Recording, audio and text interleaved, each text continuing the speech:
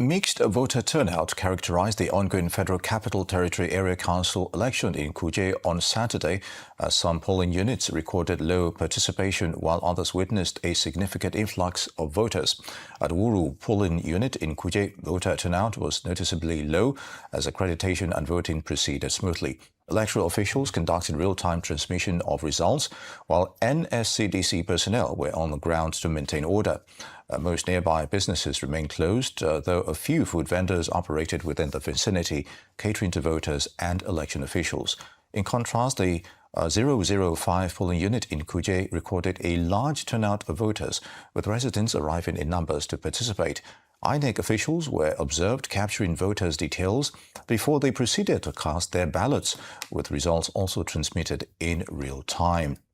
For an independent analysis of developments on the ongoing FCT Council elections, which serve as a litmus test for the 2026 electoral law and the new chairman of the election management body, INEC, political analyst Darlington Okphebolo joins us now. It's good to have you with us.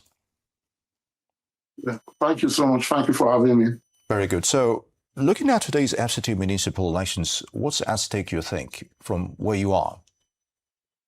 Well, from where I am, my observation, because I have some correspondent from my newspaper around in Abuja, and we've witnessed so far low turnout, not just in Kuje. I heard you mention about Kuje, but also in Buhari area and other places. So I expect, first and foremost, I expect that we have a very peaceful election, because I really don't think there is anything for anybody to die for or to kill for, so to say. But I thought it should be free and fair, and the Independent Electoral Commission, the INEC itself, should use this as a test run for the next year's election. And so how successful this one is today is going to tell us how far they're going to go in the 2027 general election. So we see this, and I also understand it's happening in Kano also. So they are having a proper platform to test run their capacity and their what they are able to do in 2027. So I see this as a test run for, particularly INEC is on hot seat at this moment. Indeed. Well, this election appears to be shaping into a contest between the APC and the ADC. And this is especially because of the internal crisis within the PDP. What do you think this tells us about the shifting power configuration ahead of 2027? Well, if you look at what has been happening in the FCT, there is an arrangement or a plan, so to say, by the FCT Minister to make FCT a one-party state or territory, as it were. But you saw what happened in Kuje, in Buhari and Ahmad the other day, where PDP, so to say, PDP candidates were stepping down for APC candidates. So it's really, when you look at what is happening in PDP, it's a sorry situation. And you want to wonder, these particular individuals who are stepping down for the APC candidates, who are they? What part or what section or what faction of the PDP do they belong? So it's an easy ride for them to just switch over. But I also believe sincerely that this election 2027, that's next year's election, is going to redefine the political structure of Nigeria, because right now we've had a situation where almost the 36 states in Nigeria, the governors have switched to APC. We have about, I think last count is 31, and I hear they say it's still counting. And by this time, you will want to wonder, is there going to be any contest in 2027? But some pundits will tell you, no, the governors, they are not the total, they are not the final determinant of what happened in our election. But if you look at it by and large, I believe strongly that 2027 is going to redefine the structure, the political structure, the development of Nigeria. Because what we have seen since 2015, you agree with me, is like auto-revised that the country has been since 2015. So the Nigeria needs a change. Nigeria needs a departure from the old structure, old program that the country has been on since 2015. And they are looking forward to a new hope, not a renewed hope, a new hope that will come in 2027 and redefine that state Nigeria, because a lot of things are happening. We have no solution to the killings, the daily killings that occur in Nigeria. We have no solution to the kidnapping that has become a norm in Nigeria. We have no solution to the power, the energy crisis in Nigeria. We have no problem. We have no solution to the roads problem in Nigeria. And this are becoming endemic, as if they are something that cannot be solved. But we have seen a situation where a lot of resources, a lot of funds are being channeled to areas where the people of Nigeria, where they do not have direct impact on the masses, on the people of Nigeria. So Nigeria as a country, we are looking for a new hope. A new hope that will redirect the trajectory, the structure, the political structure and economic structure of the country. Still talking about some of the old order, as you rightly put it, the debate over real-time conveyance of poll results electronically has been put to rest with the presidential assent to the Electoral Act, despite the imperfections. Now, will there be more pressure on INEC to deliver on its promise of free, fair and transparent elections on this? Yeah, the truth is the problem there's not really been an INEC's problem from time immemorial. You agree with me that INEC they've had all they've required to do or to conduct free, fair and credible, transparent elections in the past. But when you have the strong man up there, I've always advocated for strong institutions in Nigeria instead of strong men. But when you have a strong man up there who doesn't want things to go the way things should go, INEC really don't have much to do.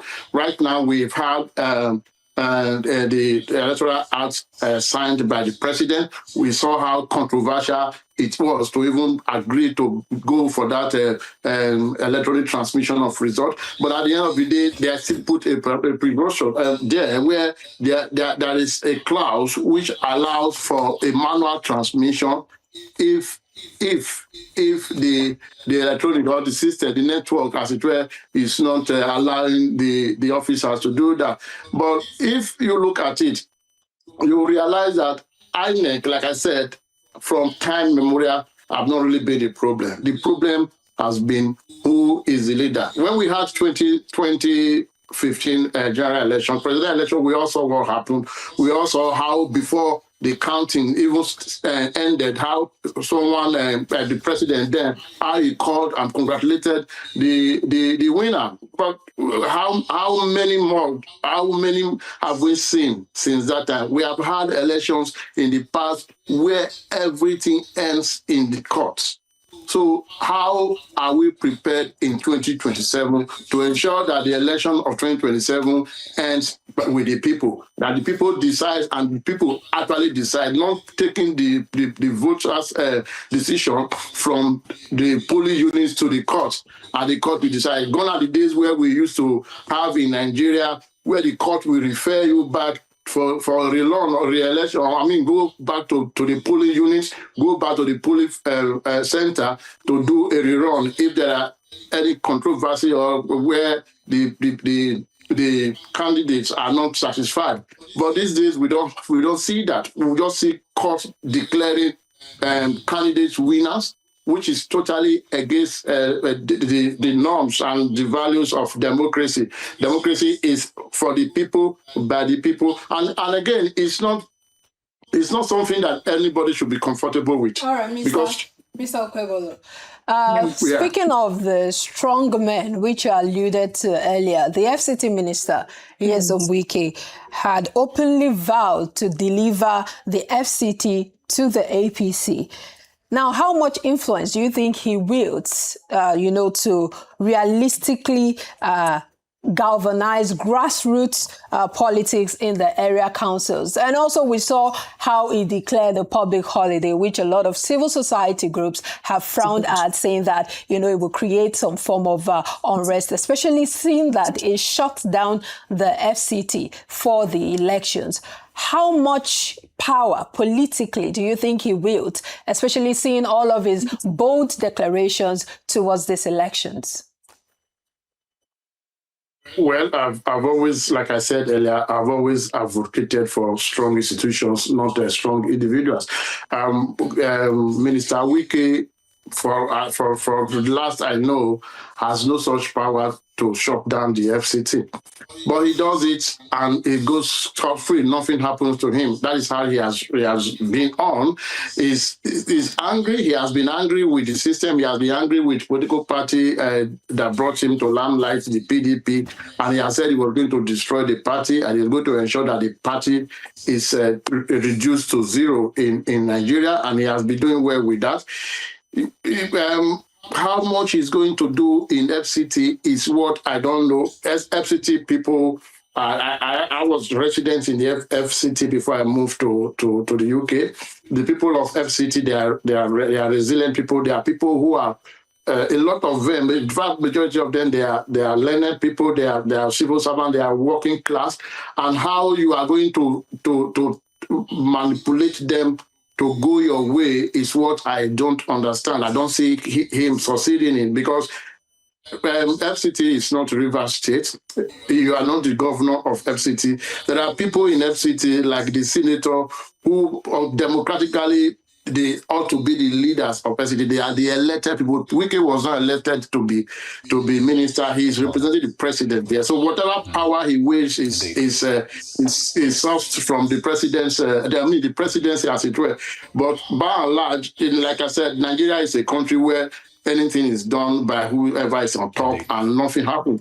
If we continue to fight for the strengthening of institutions in Nigeria instead of individuals, you will realize that every election that is held in the country will have every reason for everyone who is the winner to be bold that he has won, or to claim it that he has won boldly, and the loser we lose and clap and congratulate the winner. But if we continue to see strong men, strong Wike, strong Tinubu, strong Atiku, strong Obi, Nigeria will remain in auto reverse. If INEC is allowed to function, if the police is allowed to function, if the judiciary is allowed to function, we discover Nigeria will just develop like every other developed country. Mr. Darlington, Okphebolo Ray, we'd like to thank you very much for your thoughts on that issue. Political analyst, always a pleasure to have you.